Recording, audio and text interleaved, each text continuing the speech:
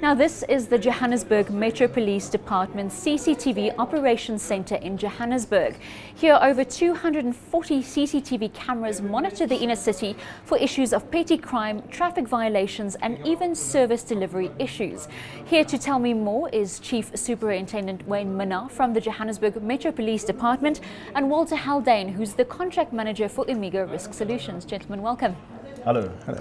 Chief Superintendent, let's start with you. Now, the CCTV Operations Centre was established in 2008, back then with a 42 million rand investment.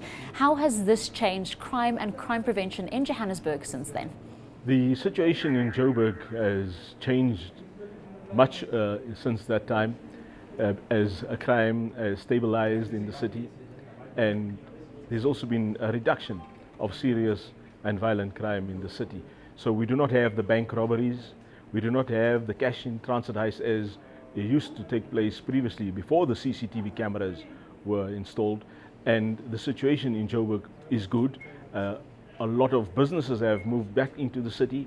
A lot of big companies have also moved back into the city, and there are a lot more people now living in the city and working in the city.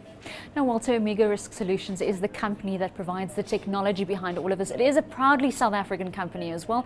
What technology goes into an operation of this size and magnitude? Well, first of all, you have field equipment, which are the cameras, which link back to the operations center through a product called Johannesburg, which is the recording device and switches it to all the cameras.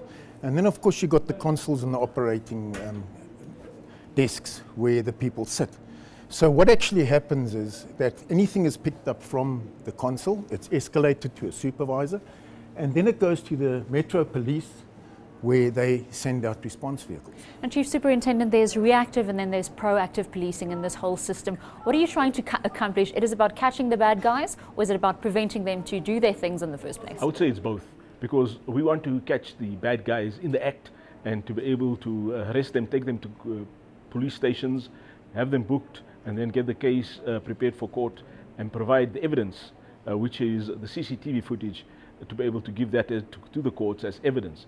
And then we also want to prevent crime, which we've been able to do very successfully because of the cameras which are on the streets, which look very much like a street light, and which many of the criminals have become aware of, are now a good preventative tool.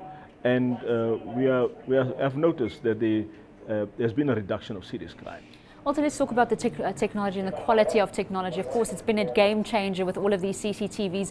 What actually does this offer? Is it a clear, crisp image? How is it used in policing and also on the streets of Joburg? Well, if we have a look, I think the outcome that we want to is eradicate crime and keep the city clean. So we have, as we said, we have response teams. It gathers evidence, and we have images of any perpetrator on the streets, which goes to court. We showed in court, and there's a conviction that follows.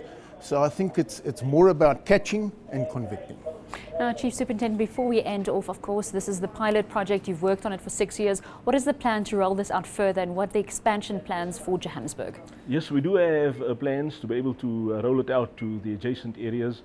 We have a partnership with Edcon, where we've already got two extra cameras on the corners of Main Reef Road and Church, and also Main Reef Road and Press Street. So rolling out is a part of the plan to be able to have many more cameras in Joburg.